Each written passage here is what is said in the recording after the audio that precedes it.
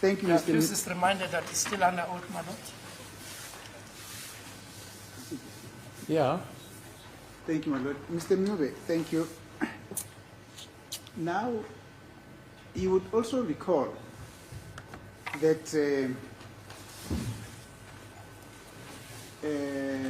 Brigadier Kininda told the court that this was a hit. In other words, somebody had approached accused number 5 to getting people to go and kill the deceased. Usakhumbula ukuthi uBrigadier Kininda uthe lena kwakuyi-hit okuchaza ukuthi ke umuntu othize uye waya kummangalelo wesihlanu ukuthi athole abantu abazobulala umuntu othize. Yebo. Yes. Thank you. And the narrative that he put to court is that you and Mr. Ntanzi are the people who got into the house, and the other accused were on a lookout around the house. You and Tanzi got into the house. The others. The other 3 were outside the house as lookouts, as scouts. Indaba ebeke ukuthi ke wena kanye noNtanzi nini nangena endlini. Kwathi ke laba abanye abangaphandle okuyibona abaqaphile phela ngaphandle. Do you still follow? Yebo. Yes. Now, thank you.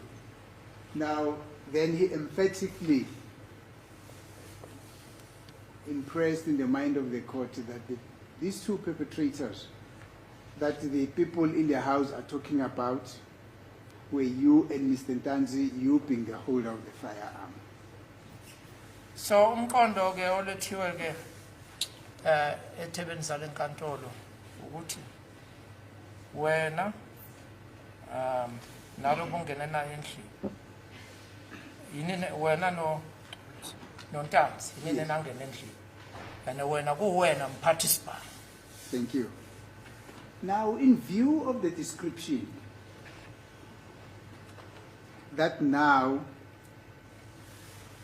the witnesses who were in the house are giving with regard to the 2 perpetrators who got into the house, I would want you to have a comment on to what Mr. Longwetwala says on the statement that I would hand in as an exhibit just hereafter. Ngenxa ke yale ncazelo enikeziwe yalabantu okuthiwa bangena endlini kakhulukazi ngenxa yale ncazelo enikezwe ke uLongwe kulesi statement. Ngizothanda ukuthi wena ke uphawule ngale maqola ngale ncazelo.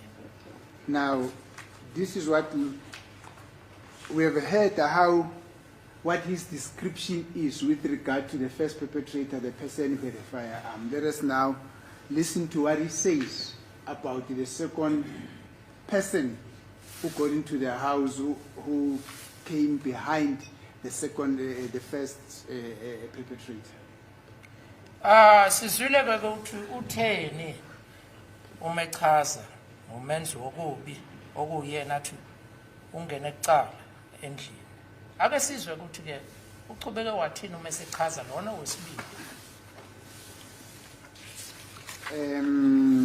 On the extract that I've read to the court, this is what he says. Kuloko ke ngikucaphuneleke inkantolo kule statement naba kushisa. Immediately the tall one followed. That is the first line on that other page. Pages are not numbered. Ngokusheshsha lona omude walandela. He was wearing a black hoodie, Wayegqoke ke ihoodie. but light in complexion.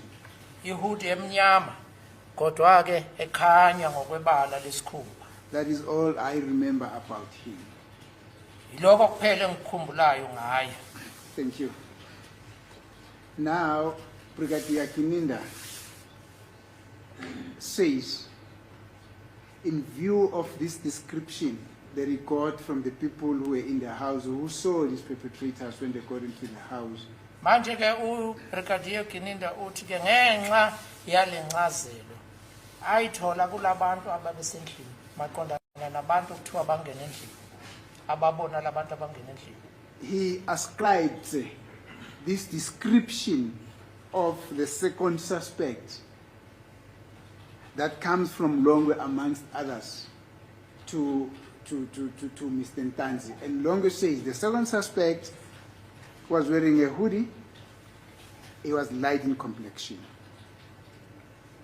Oh, badakanya lencazelo yomuntu wesibili noma umsolelo wesibili eyanikezwa maqondana nalona wesibili ukuthiwa wangena endlini nomangalelwa with he ascribed it to Accused number 2. to umbandakanya nomangalelwa wesibili. Do you have any comments? Ungathanda ukuphawula kulokho? Yabona la ikhotho ke kwathi ngelinye ilanga. You see here in court one day Angazi noma stay ni phoyisa la lekhona la eboxini. I can't remember if it was Stein or who, the police official who was in the stand. Owathi umuntu mehlele endaweni esithekile njengasejele kanje. He said, you see, when a person is kept in a shaded place, just like in custody, Unogain complexion. usually they gain complexion.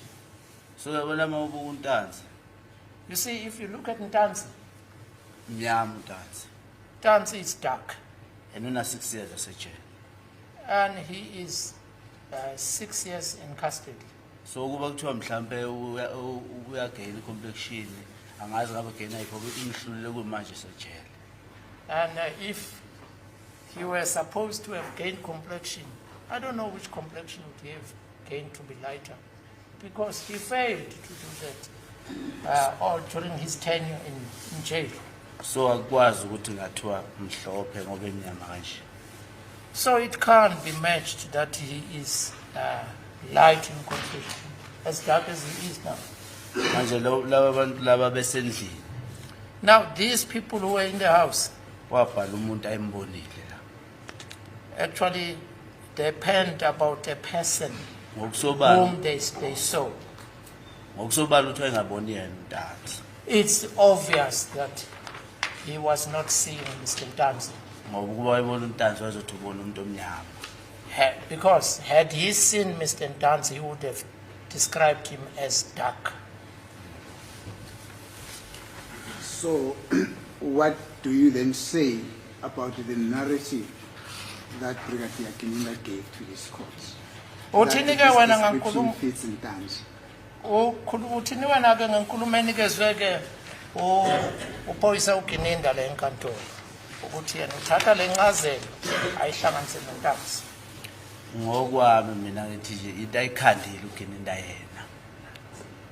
According to me, it's something that Mr. Gininda, I'll use the word concocted, he himself, or fabricated he himself. Yeah. Yeah. No, thank you, Mr. Minube. That is what I wanted to clear. Angibonge Mncube, ilokhu bengithanda ukukuzwa kulolu daba. In respect of exhibit 4Z15. Maqondana nalesi statement ke esethiwe ke ngenombolo ke ena ozethe abane no 14 kubakaki no 15 kubakaki. Thank you. My Lord, I'm going to request and apply that this document, that this affidavit, as initially indicated, be provisionally handed in as exhibit ZZ15. As I've said, I will duly prepare copies for the court and hand them over to the court. Okay. Thank you. Ubecela ke ukuthi ke samukele ke njengobufakazi kulezi nombolo asizinikezile okwesikhashana kuleyo mbandela okuvunyelwene ngayo. So iyakuvuma inkantolo. Thank you, Mr. Ncube. The last affidavit or statement that I would want to refer you to with the permission of the court is an affidavit that is dated the 25th to 5 November 2015. Still an affidavit that was taken from Mr. Longwe Sidney Twala. It was taken by a member of the South African Police Service, Captain Johnson Salimane. Istatement esifungelo sokugcina ngizocela ukuthi ke ngisebenzise sivunyelwe ngokwesikhashana. Istatement esinikezwe ufakazi uLongwe Sidney Twala esabhaliswa sithathwa ngo Captain Johnson Salimane.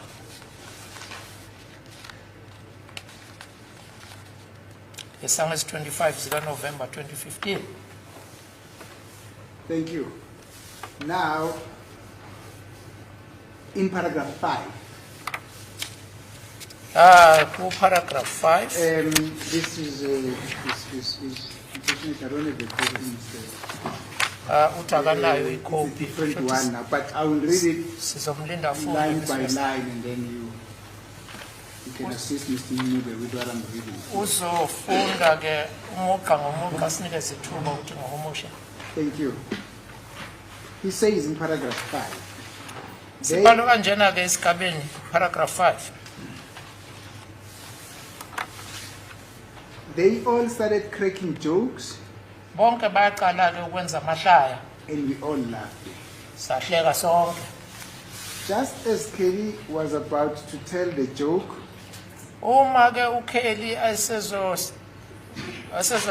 khulumela khihlaya, I noticed the two black guys, ngabona ke abalisa abansundu ababili, one tall, light in complexion, oyedwa wabo wayemude athi akakhanye ngokwebala lesikhumba, and the one with dreadlocks kanye nalowo ke owayenama dreads.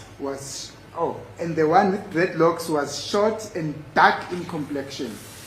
Lona owayenama dreads ke wayemfushane futhi ke ensundu noma emnyama ngokwebala. He was wearing a khaki jacket. Wayegqoke ke ibhantshi elikhakhi. The first guy went towards Kelly Lona oqala waqonda kuKelly with the shorter one following him. elandelwa ke yilona umfushane. The one with the dreadlocks cocked or breached the firearm. Lona ke owayemfushane wayese cockis palm ukusbreacher And demanded the cell phones and money in isiZulu. ane wayesefuna ke ama cell phone kanye nemali ngesizulu akukho la. There was a struggle between Kelly and the other guy on the door, on the door to open or over the door to open. Kwase kuba khona ke ukuxolisana noma ke ukuzabalaza phakathi kukaKelly nalona omunye maqondana nokuvulwa komnyango. I stood up and tried to run. Ngasukuma ngazama ukubale ukugijima. I stood up and tried to run for the guy with the firearm. Ukugijimela le ndoda eyayinesibhamu. And not knowing that he will shoot me, Bengazi ukuthi uzongidubula I then got a chance to escape through the kitchen door. kodwa ngathola ithuba lokuthi ngeqe Thank you. noma ngiphunyuke ngiphume ngomnyango wasekhishini. Now, the essence of the reason why I'm reading this is again ingxaki ithi noma isizathu esenza ukuthi ke ngifunde la ukuthi futhi it's the description that Longwe gives to the person or to the policeman, or in fact not to the policeman, is the description of the two perpetrators or the two assailants who got into the house that he gives once again. Okwenza ke ukuthi ngifunde futhi yile ncazelo achaza ngayo abenzi bokubi noma abahlaseli abangena lapha. Le ncazelo aphinda ayinikeze futhi. Now the incident happens on the 26th of November 2014. Manje ke October. lesi sehlakalo senzeka nge-26 kaNovember.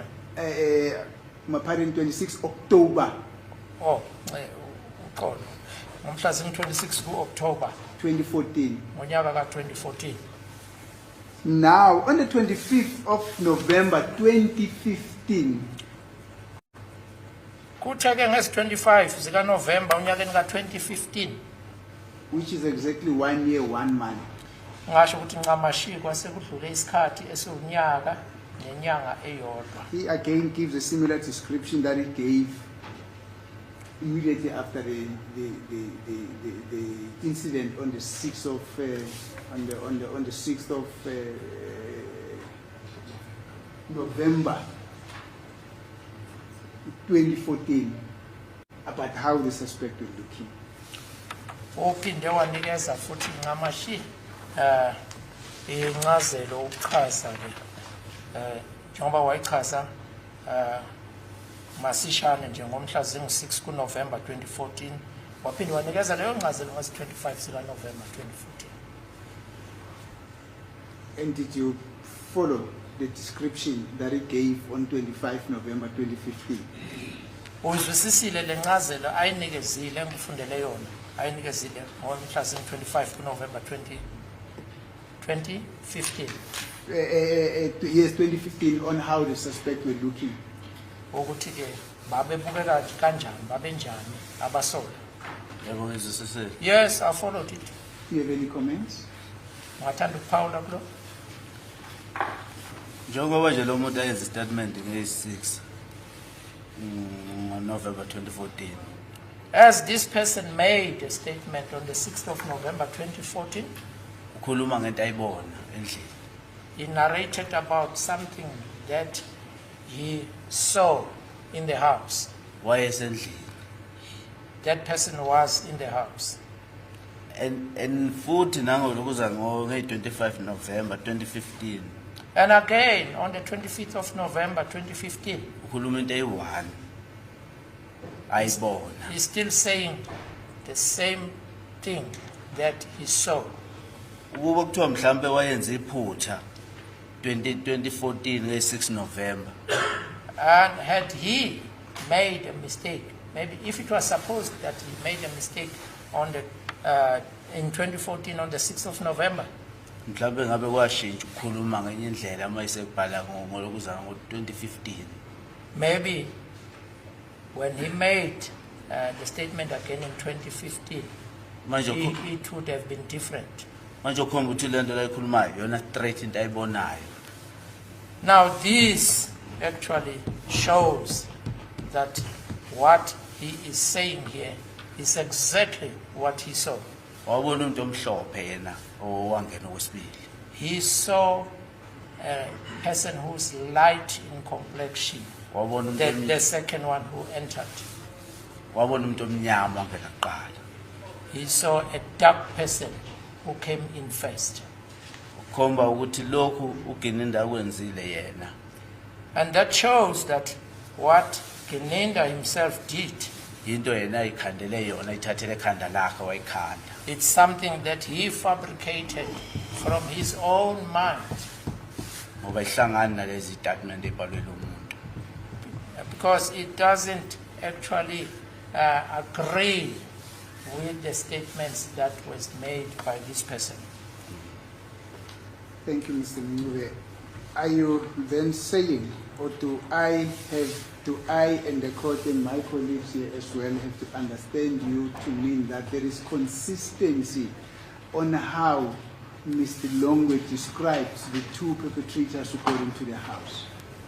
Ngibonga weNgcobo, ngabe ngikuzwa kahle ke Ngcobo ukuthi ke uthi wena ngikuzwa kahle mina nabalingani bami la kanye nenkosi enkantolo ukuthi wena uthi lo muntu obhalise istatement ubeloko ebhalisa njalo into eyodwa engaguquki efana nayo. Yebo kunjalo. Yes, that is so. Sorry. Are there 2 or 3 statements, Mr. Nis? Excuse me, my lord. Hello? Are there 2 or 3 statements? There are 3 statements. And you are saying you're putting it to him, or you're coaxing as a response to him that there is consistency, including the courts. If you include anybody, I don't have a problem. But you're including the courts that, because I've heard him describe the 2 statements, there is consistency in what he is saying, the person who is describing this event saw. Are you alluding to that, sir? I can't follow the court, madam. Where is the consistency? The court's consistency. If you exclude me, fine, I don't have a problem. Or as it is the court, madam. Let me rephrase my question.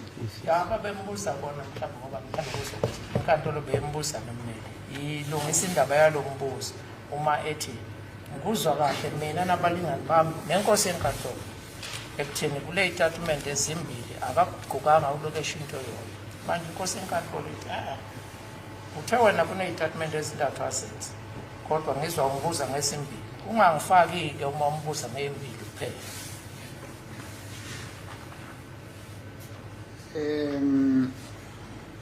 Let me rephrase my question, Mr. Mnubi. Ngizophinda ngokubuza lo mbuzo ngenye indlela ke womnumzana Ngcobo.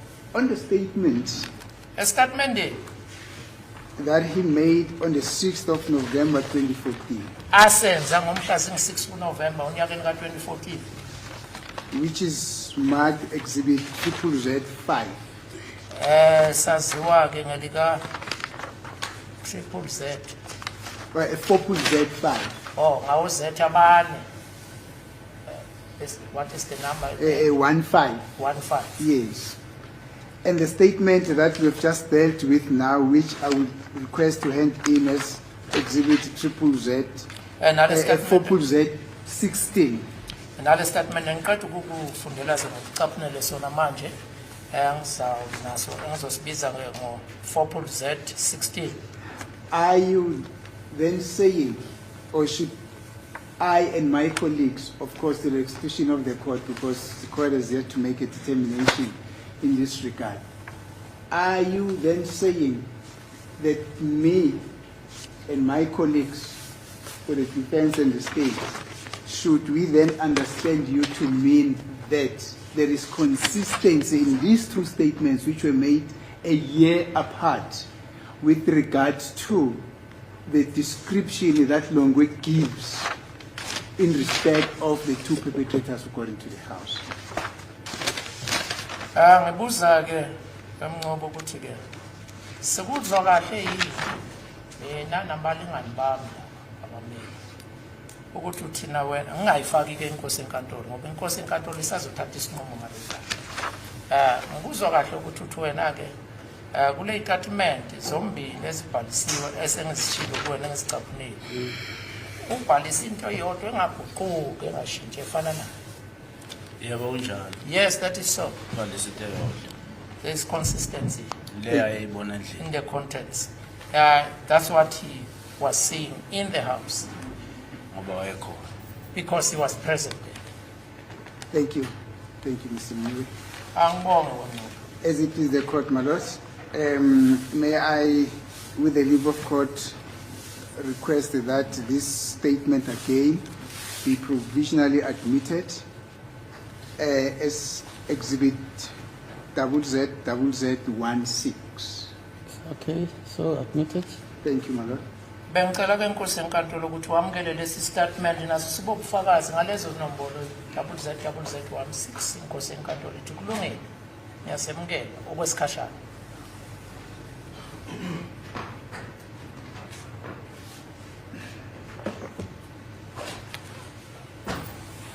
Thank you, Mr. Mngube. Angibonge umnumzane Mncube. It is common cause. That common cause now is between the state and the defense. That in the course of the investigation of this case, since the occurrence of this incident or immediately after the occurrence of this incident, there was some identification parade, formal identification parade which were held.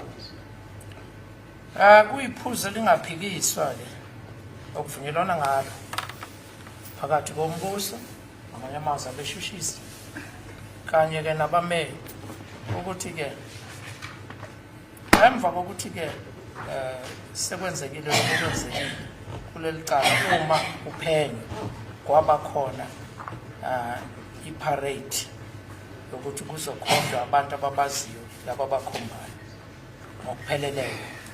I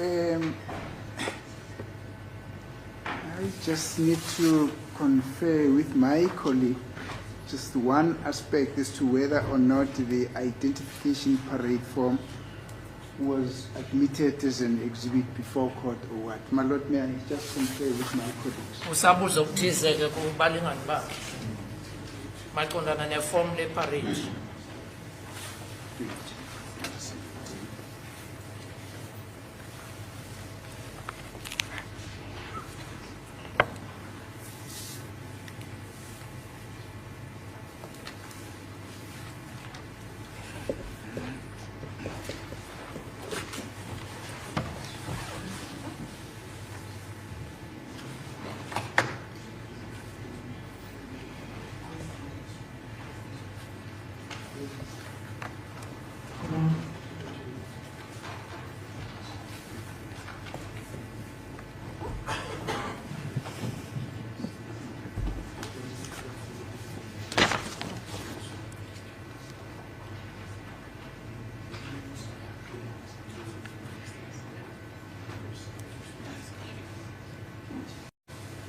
As it pleases the court, my Lord, we are trying to find out if the document that I would now want to deal with was handed in as an exhibit or what. Ngisabheka nkuze enkantolo ukuthi ke amaphepha engifuna ukuwasebenzisa manje emukelwa yini enkantolo njengobufakazi ukuze ngivumeleke ukuwasebenzisa. Ngisabhekisisa la.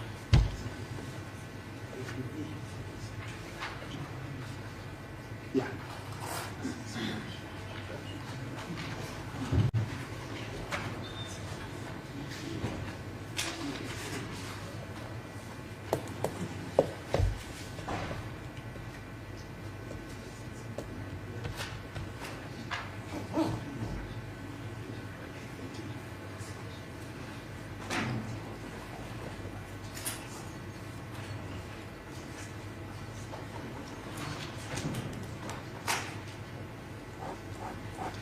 As it pleases the court, my Lord, I'm indebted once again from the solitude of my conscience for my colleagues on my right-hand side and on my left-hand side for assisting me in this regard, my Lord. Ngibonge Nkosi enkantolo ukungibekezelela ngokuphuma ekujuleni kwenhliziyo yami ngibonge ngapha ngasokunxele sami nasokudla ukuthi bangisize kulolu daba. It is indeed so, my Lord, that the document that I'm about to deal with was handed in as an exhibit and specifically as Exhibit E. Kunjalo ngempela ke Nkosi enkantolo ukuthi ke amaphepha ngizowasebenzisa manje emukelwa njengobufakazi inombolo yabo abafakazi isiqephu E.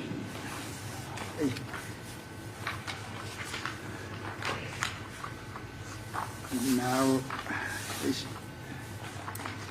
think there's going to be another challenge here because there are photos that were taken when the parade was held, which I would request that they be beamed. I'm not so sure whether they are in the system.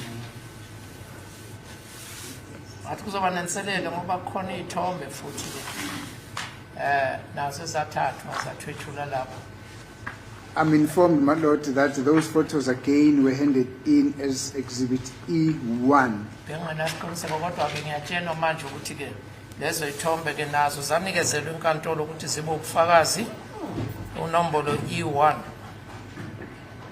I'm